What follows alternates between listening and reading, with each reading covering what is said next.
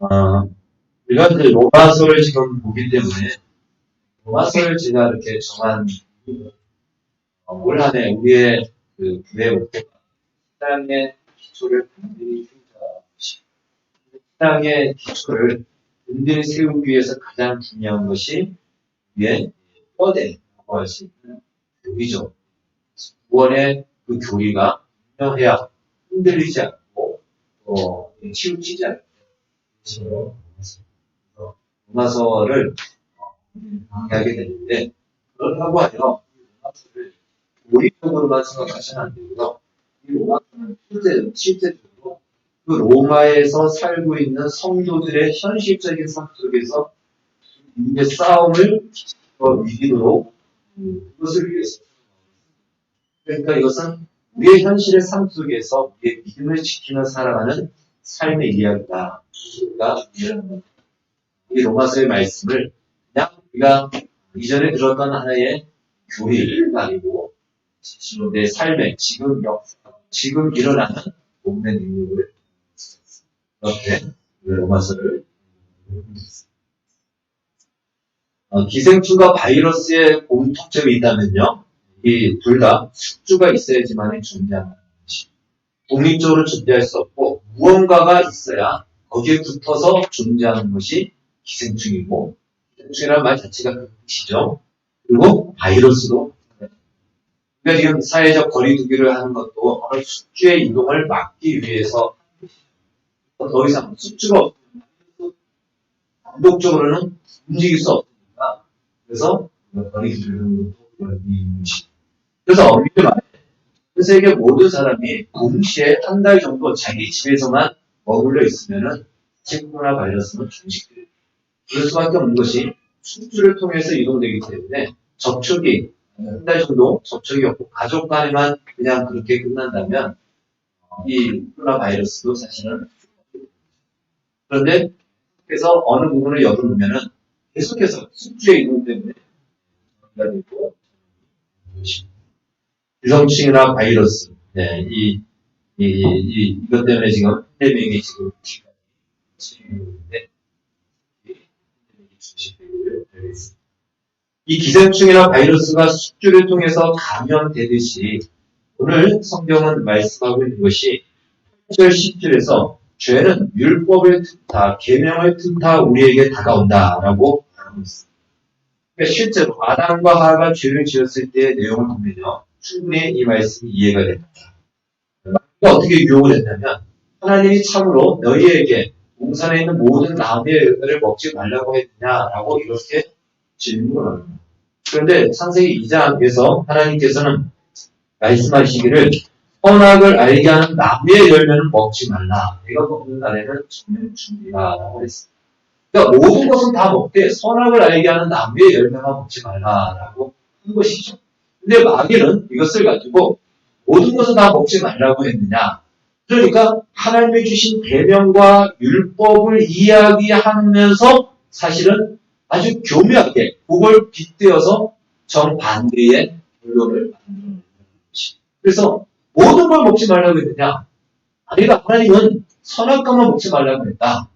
그랬을 때 벌써 거기에 말려 그 이유가 뭔지 아냐? 선악과를 먹으면은 하나님같이 되기 때문에 먹지. 그러니까 아주 교묘하게 다른 이야기가 아니고요. 이 계명을 가지고 타고 들어온다는 오늘 사도 바울이 얘기한 것처럼 똑같은 말을 합니다. 탐심도 마찬가지입니다. 탐심을 갖지 말라라는 계명이 주어졌는데 오히려 이 계명에 살짝 마귀가 붙어 들어와서 우리가 알고 탐심을 가지면 안 되는데 실제적으로 딱 보니까 저 사람이 나보다 더 좋은 걸 가지고 있는 게 그러니까 마음에 탐심이 생기는 거예요. 그러니까 오히려 계명과 정반대되는 결과를 만들어내도록 마치 이 계명과 율법을 숙주처럼 삼아서 마귀가 들어와서 우리가 이건 죄를 짓게 하고 우리를 속이게 하고 마침내 우리를 죽인다라고 이야기하는 것입니다. 왜 그 말씀을 드리냐면요. 우리가 이 계명에 대해서 율법에 대해서 굉장히 부정적인 사람들이 이 계명과 율법은 뭔가 나로 하여금 억압하고 나 자유를 제한하고 나를 정죄하는 것으로 생각하는데 오늘 바울이 그걸 얘기하죠. 율법은 그렇지 않다. 그래서 그렇지 않다는 것이. 원래 그렇지 않은데 이 죄가 마치 그걸 숙주로 삼아서 들어와가지고 우리를 속이기도 하고 그리고 우리를 죽이기도 하기 때문에 그런 것이지 죄의 율법과 계명은 전혀 그렇지 않다. 오히려 율법과 계명은 우리를 생명으로 이끌어가는 매개체 역할을 한다. 가장 풍성한 바로 그 자리. 계명의 완성이 무엇입니까? 예수님이 이렇게 말씀하셨죠. 하나님을 사랑하고 이웃을 사랑하는 것이 이 계명의 완성. 그러니까 이 계명과 율법은 이 하나님의 사랑과 이웃 사랑이라는 가장 풍성하고 영광스러운 자리로 우리를 이끌어가는 것임에도 불구하고 오히려 마귀가 이 죄를 통해 죄를 거기다 살짝 숙주처럼 마치 붙여서 들어와서 우리로 하여금 계명에 말한 것과 그 말한 것을 보고 반대적인 생각과 반대적인 우리의 욕망을 일으켜서 죄를 지키는 것이 오늘 말씀입니다.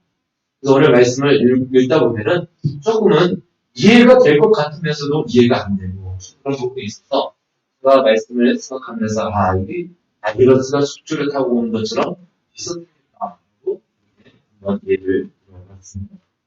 자, 이것이 바로 이제 죄와 율법, 계명과의 관계.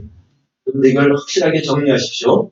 죄와 계명과 율법, 계명이나 율법은 똑같은 것이고요. 죄와 계명은 하나가 아니에요. 죄와 율법은 하나가 아닙니다.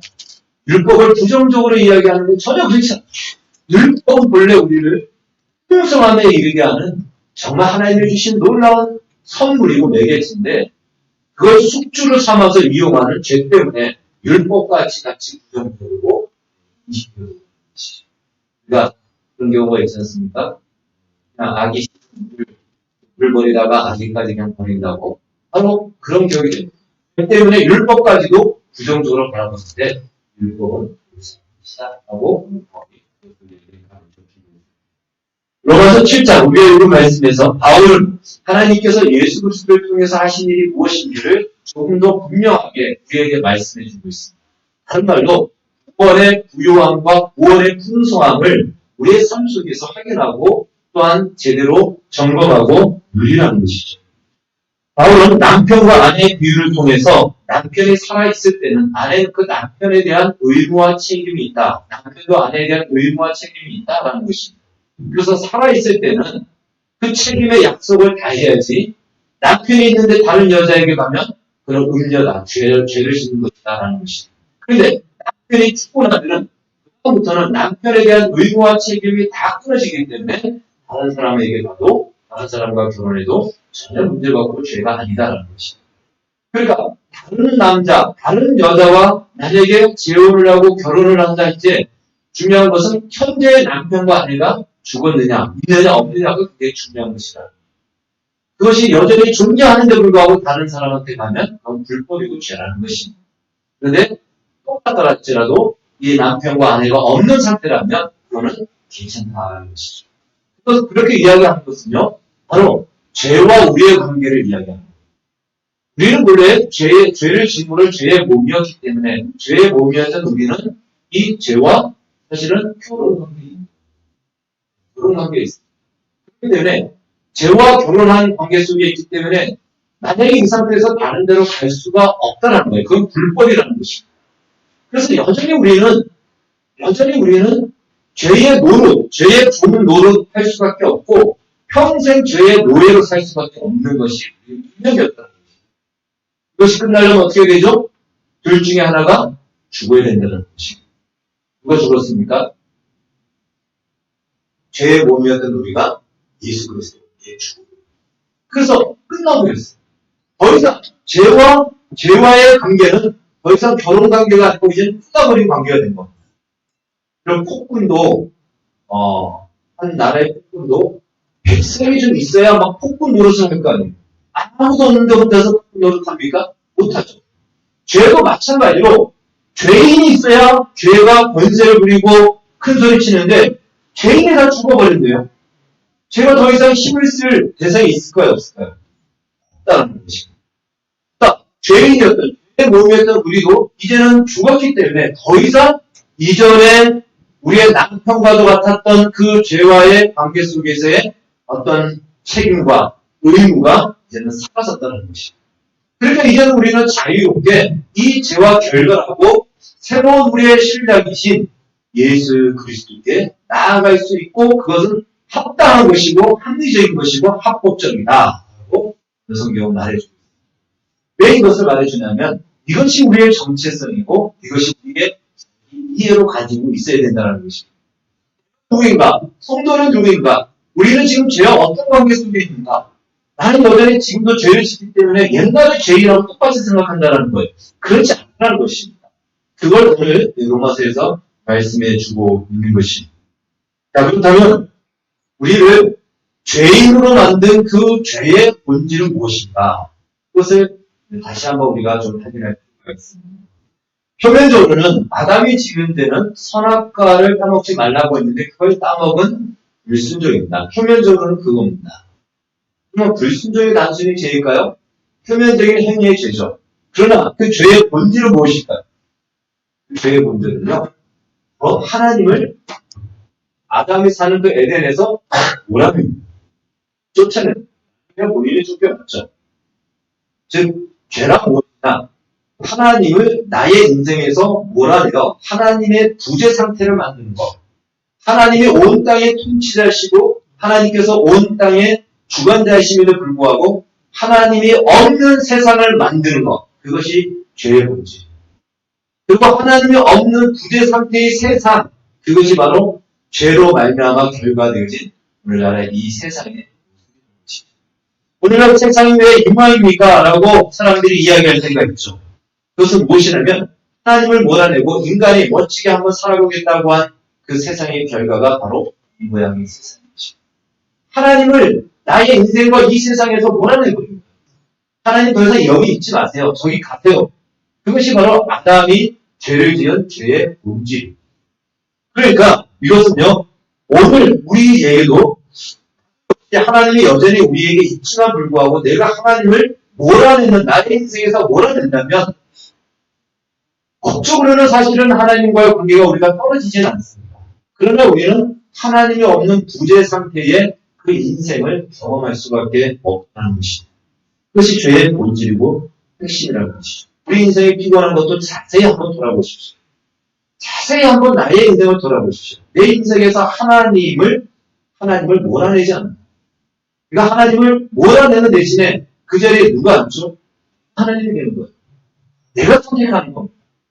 그 선택, 내가 선택한 삶의 연속과 그 결과가 지금의 나의 현재 바로 성경은 이렇게 얘기하죠.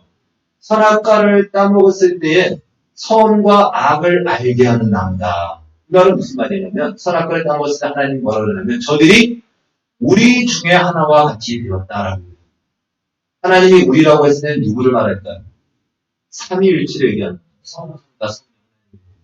우리 중에 하나와 같이 되었다는 것은 무엇이냐면 선과 악은 하나님만이 결정하는 거예요.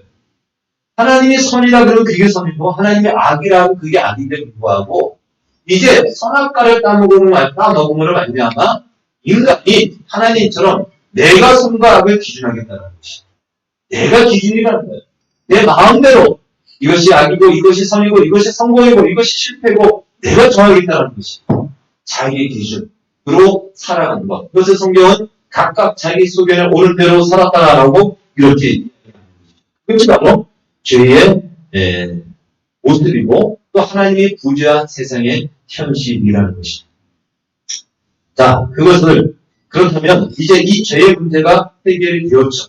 우리가 로마서에서 계속 살펴보듯이 예수 그리스도를 말미암아 우리의 죄의 문제가 해결이 되었습니다. 그러면 죄의 문제가 해결이 되었다는 것은 죄가 있음으로 말미암아 하나님이 부재된 상태라면 이제 죄의 문제가 해결이 됐으면 부재의 상태, 부재의 반대가 뭡니까? 하나님이 이제 임재해 계십니다. 그래서 죄의 문제가 해결이 되었다, 구원을 받았다, 나는 성도가 되었다, 나는 그리스도인이 되었다 라고 하는 말은 나는 이제 하나님이 임재한 세상에서 살게 되었다라는 뜻입니다.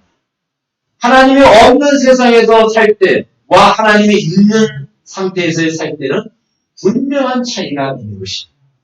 하나님이 없는 상태에서의 삶은요, 내가 기준이고 내가 모든 것을 다 결정하지만 책임도 내가 집니다. 그러나 하나님이 임재해 있는 상태에서는요, 내가 기준이 아닙니다. 하나님이 기준이에요. 하나님이 선이라 그러면 그 선이고, 악이라 그러면 그것이 악인 것이. 책임도 하나님이 져주신.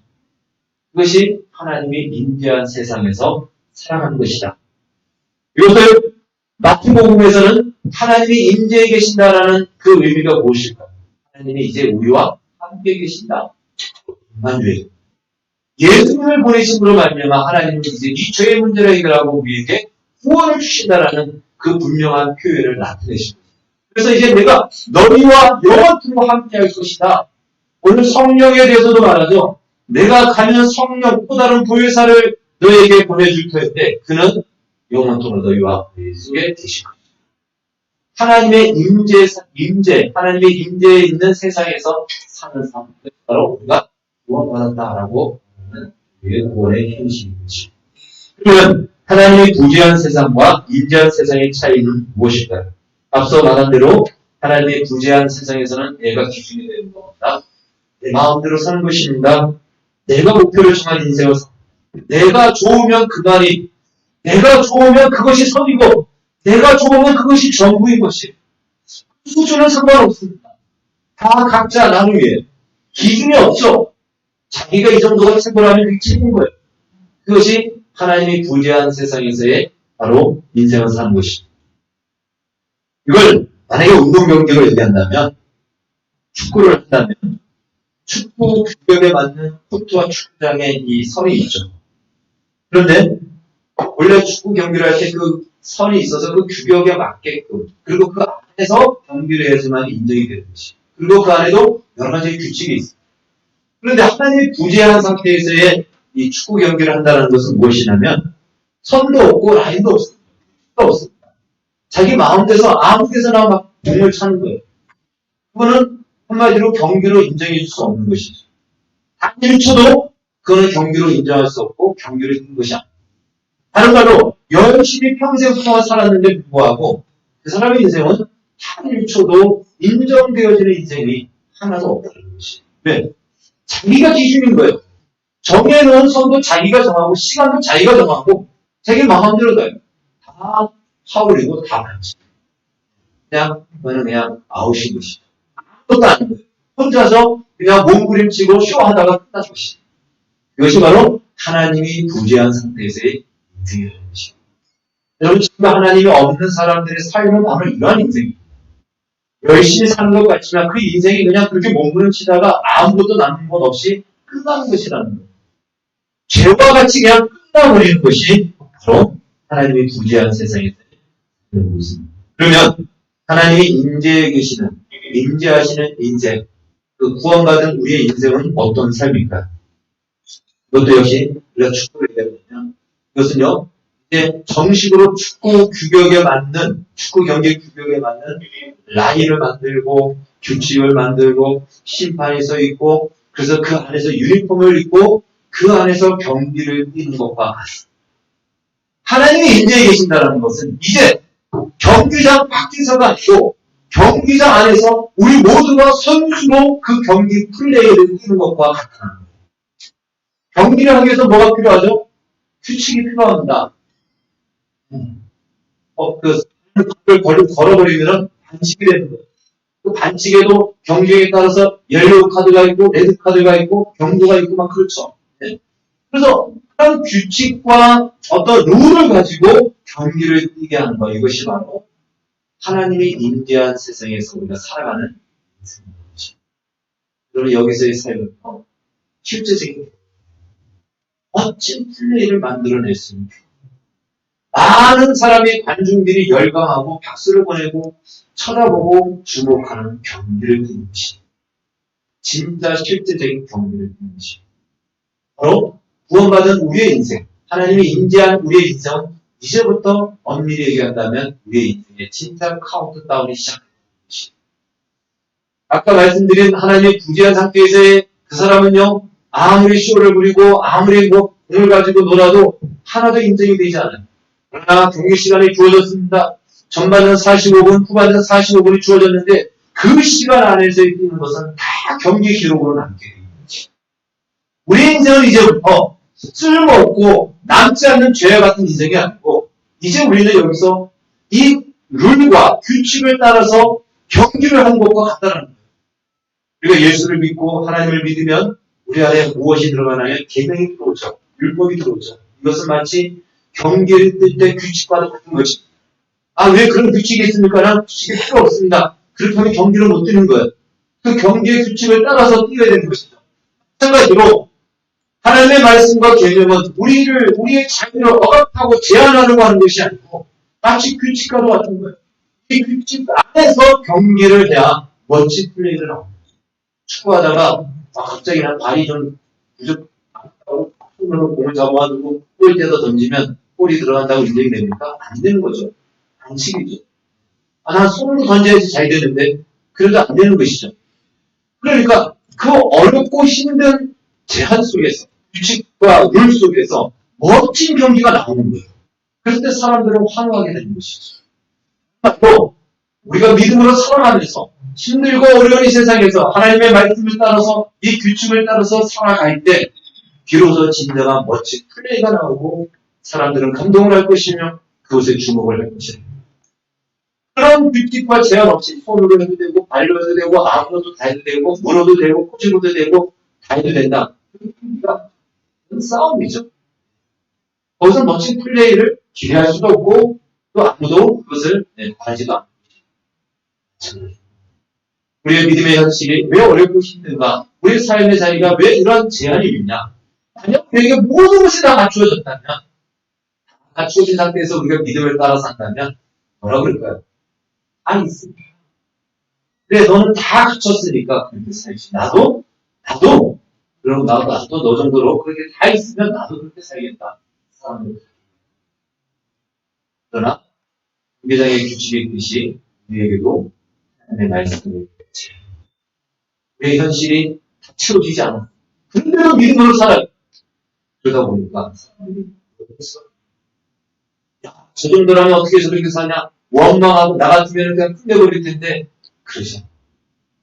그것에 대해서 어떻게 저런 제한과 어려운 현실 속에서 저런 멋진 플레이를 만들어내듯이 멋진 인생이 나오고 도저히 돈으로 살 수 없는 향기를 뿜어내는 인격의 품격이 나오고 용기가 나오고 바로 그것이 우리가 지금 구원과 하나님이 임재한 세상에서 마치 경계를 뛰는 우리의 인생과도 다른 것입니다.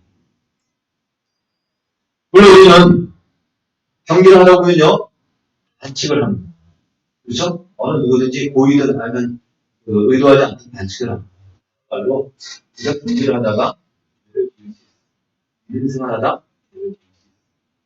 그러나 경기장 밖에 있는 사람은요 그 죄의 심판을 받게 되지만 경기장 안에 있는 사람은 주의를 받고 다시 경기합니다.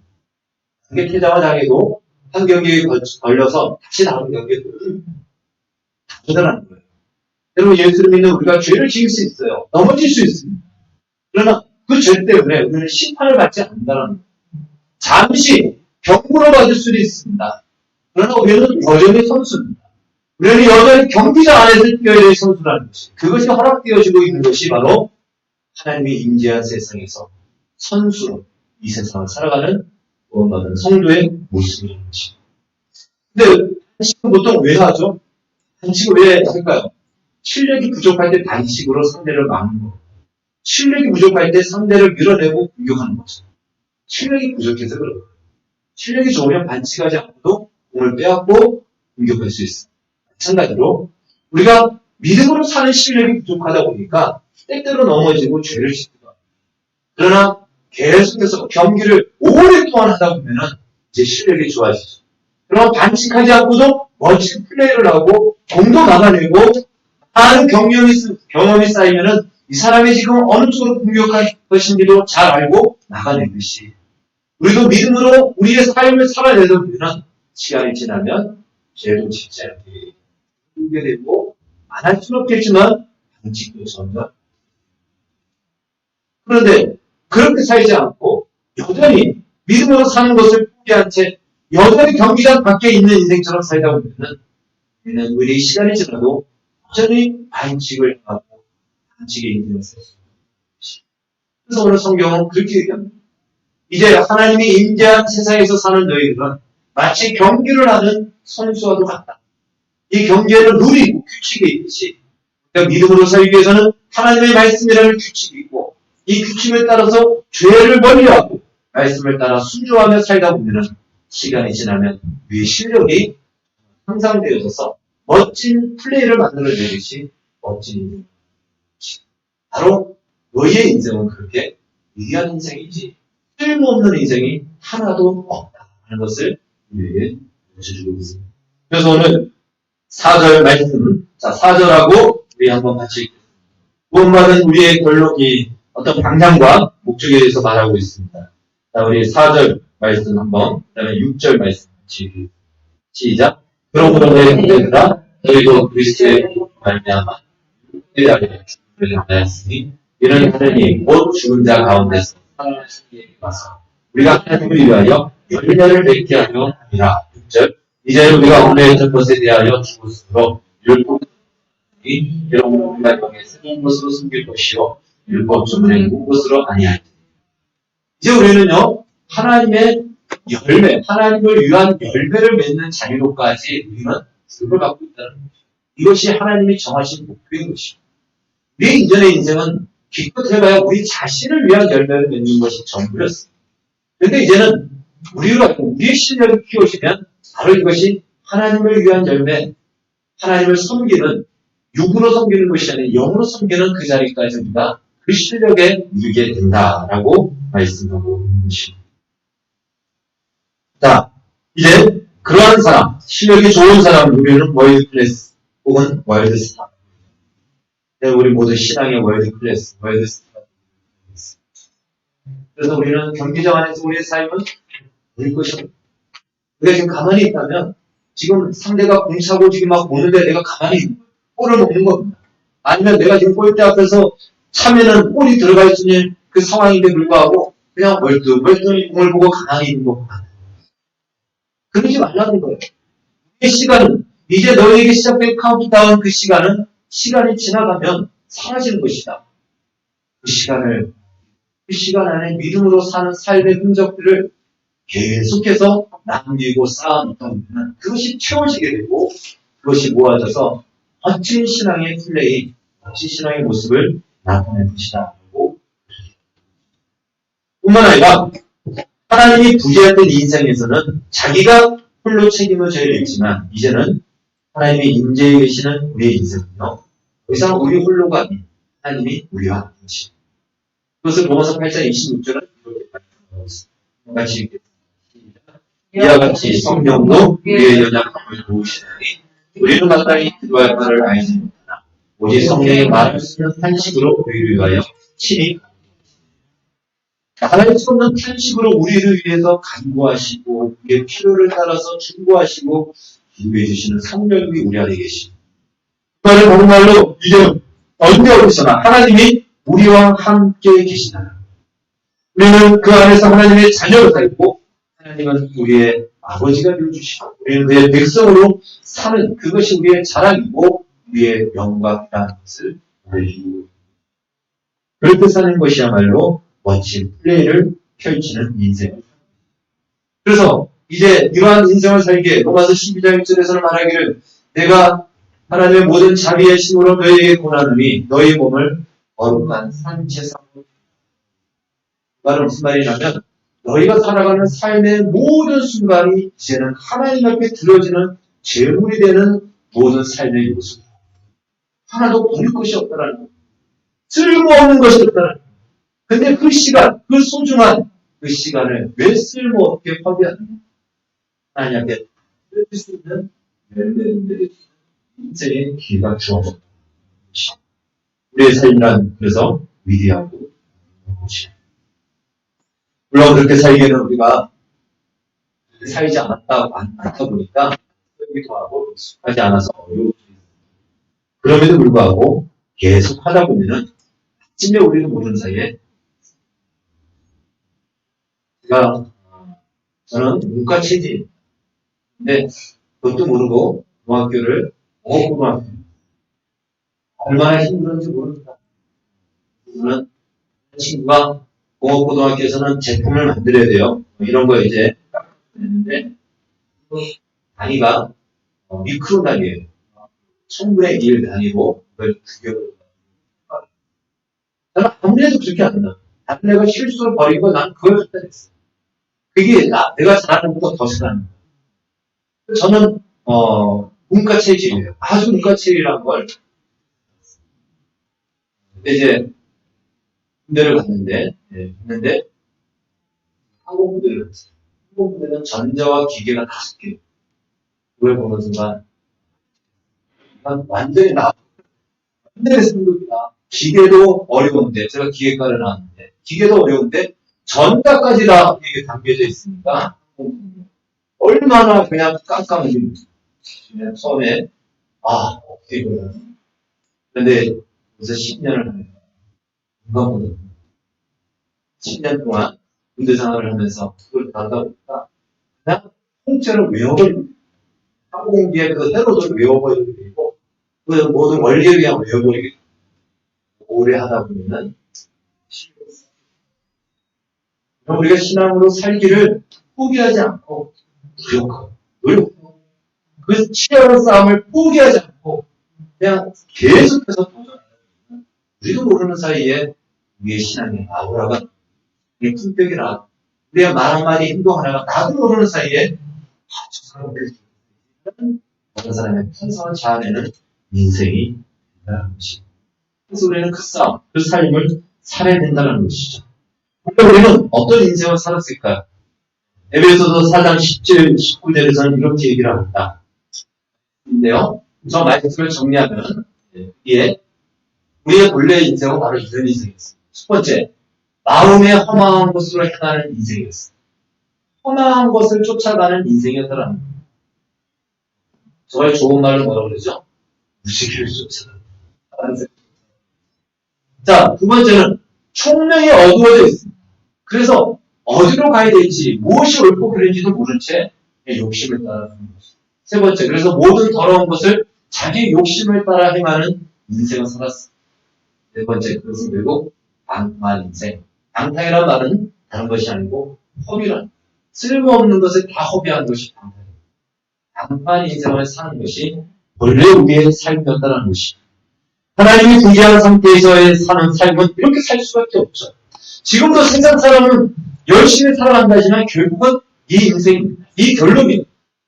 오늘 성경에 나오고 있죠. 사망의 열매를 맺는다. 그것이 그들의 자, 그런 끝에 그런 사람들의 마지막 끝은요. 결국은 체념과 자부. 체념은 무엇이죠? 그냥 생존하기 위해서 사는 것이죠. 그걸 못 참겠다는 사람들은 스스로 인생.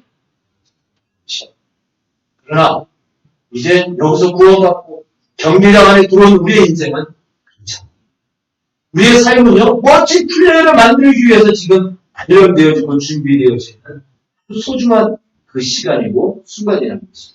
그래서 성경은 이렇게 얘기합니다. 4장 20절에서 24절 같이 읽겠습니다. 시작. 오직 너희는 그리스도를 같이 배우지 아니하였느니라.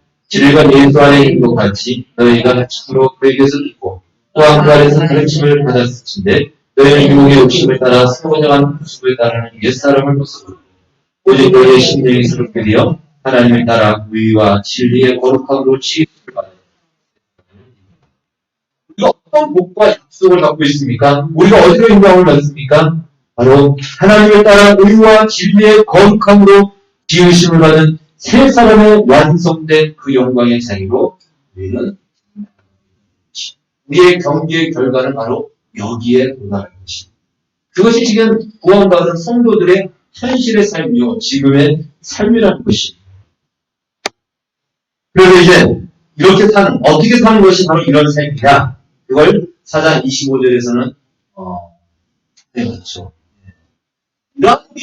이러한 과정 속에서 그런 뜻이 나오는 거예요. 그런 뜻 거짓을 버리고 각각 그 이익과 더불어 참된 것을 말하고 이는 우리가 서로 지체가 됩니다. 불을 내어도 죄를 짓지 말며 해가 지도록 불을 짓지 말고 말들에 틈을 주지 말라. 도둑질하는 자는 다시 도둑질하지 말고 돌이켜 가난한 자에게 부자할 수 있도록 자기 손으로 수고하여 선한 일을 하라. 무릇 돈 많은 너희 밖에 내지 말고 오직 덕을 세우는데 소용되는 대로 선한 말을 하여 듣는 자들에게 의뢰를 끼치게 하라 하니 끼치게 하라.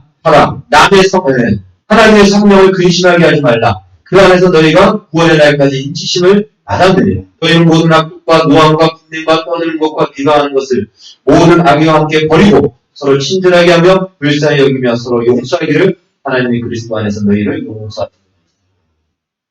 그리고 이 말씀은 단순히 도덕적으로 살아라, 윤리적으로 살아라, 율법적으로 살아라, 착하게 살아라 이 말이 아니라는 것입니다.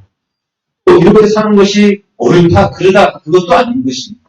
이 삶이야말로 영광스러운 삶이고 명예로운 인생이라는 것입니다. 이것이야말로 하나님이 우리를 만드신 하나님의 가치라는 것이죠. 우리는 본래 이런 옷을 입고 이런 인생을 살게끔 우리에게 지어졌는데 죄에 속여서 죄의 소금을 당해서 우리가 이 반대의 인생을 살았다는 것입니다. 그래서 이 삶은 무슨 이것 때문에 이것의 조건을 삼고 이것이 있으면 복을 주겠다가 아니고요. 이것이야말로 하나님이 만들고 싶어하는 완성된 인간의 모습이고 하나님의 명예와 영광과 하나님의 형상이 담겨져 있는 인생이다. 여러분 세상에서는요 목소리가 높여야지 이기고 그래서 방송 났을 때 우리나라에는 목소리 큰 사람이 이긴다고 합니다. 목소리를 크게 하는 이유가 무엇이죠? 우리도 싸우다 보면 목소리 크게 합니다. 저도 부부 싸움 하다 보면 제가 목소리가 아주 크게 그 목소리로 상대를 누리겠다는 거죠. 그런데 크리스천들은 우리는 그럴 필요가 없다는 거예요. 너희는 그리스도를 이같이 배우지 않았다는 것이죠. 왜 그럴까요? 우리가 사실 예수 그리스도와 함께 내 자리에 있었습니다. 죽음에서 살아온 사람. 그리고 지옥에서 온 사람들, 영화도 있잖아요. 그 사람들에게 무서울 것이 있습니까? 두려울 것이 있습니까? 죽음의 경계선을 갔다 온 사람들의 살아가는 삶의 모습을 보십시오. 죽었다가 거의 살아난 사람. 그들은 자존심이 없습니다. 더 이상 자존심을 위해서 살지 않습니다. 약박한 자기 이익을 위해서 하나 더 얻기 위해서 싸우지 않습니다. 그들은 어떤 세상에서 인정받고자 그렇게 살지 않습니다. 자신의 환경이 열악하다고 비관하지 않습니다. 살아났다는 것만 삶에서 가장 소중한 것을 위해서 자기도 없는데도 불구하고 희생하고 돕는 인생입니다. 네. 인생의 가치가 무엇인지를 죽음의 자리에 가서 알아보라는 것입니다. 여러분 우리는 바로 예수님과 함께 그 죽음의 자리에서 살아난 자들이에요. 그래서 성경은 이제 너희들은 이전에 세상이 죄가 지배하는 그 인생이 아니라는 것. 금도 없고 선도 없고 아무리 해봐야 1초도 인정되지 않는 인생이 아닌 이제부터는 카운트다운이 시작되었다. 너희의 살아가는 모든 행동이 다 기록될 것이고 기억될 것이고 쌓아질 것이고 채워질 것이고 영원한 주님의 상급을 받는 것으로 그것이 자유로운 것이다.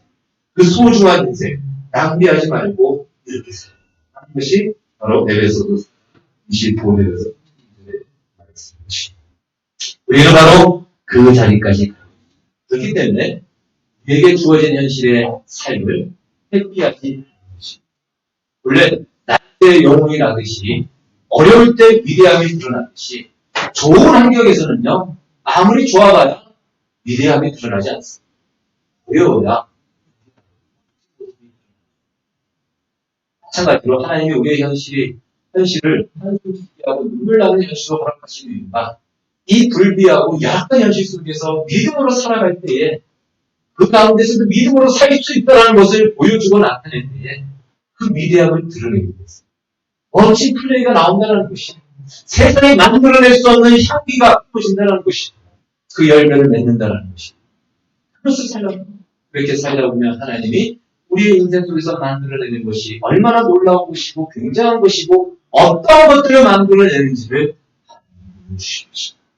그리고 우리는 그것을 보고 경험하고 기뻐하고 믿음의 경험을 주십니다. 그래서 사도 바울이 말한 것처럼 이제 믿음을 지켰노니 이제부로는 나를 위하여 위의 멸관이 이 자리가 그리고 시간이 지날수록 이제는 어떤 기쁜 울림과 또한 나는 의도하지 않았지만 나는 말하고 그냥 살아갈 뿐인데 그것이 사람에게는 감동을 주고 도전을 주고 용기를 주고 소망을 주는 인생의 그것이 이제 하나님의 구제 상태에서의 하나님의 임재한 상태로 구원받은 우리의 삶이라는 것을 오늘 말씀드리면서 주십니다. 우리 모두가 이러한 거룩한 향기를 가진 우리 자신을 우리 스스로도 놀랄 그 자리에 이르게 됩니다. 주의 주가 기도하겠습니다. 하나님 감사합니다. 죄에 속아서 우리는 계명과 율법을 부정적인 것으로 여겼고 우리의 자유를 제한하는 것으로 생각했는데 그렇지 않았습니다. 그것은 오히려 우리를 풍성한 자리, 생명에 이르는 자리로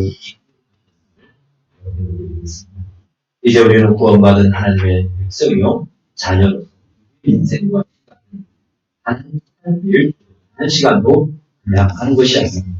영원히 기억되고 주님 쌓아지는 인생으로 허락되어졌습니다. 믿음을 지키고 믿음의 싸움을 끝까지 포기하지 않고 사는 모두가 되게 하여 주시옵소서. 예수님의 이름으로 기도하옵니다.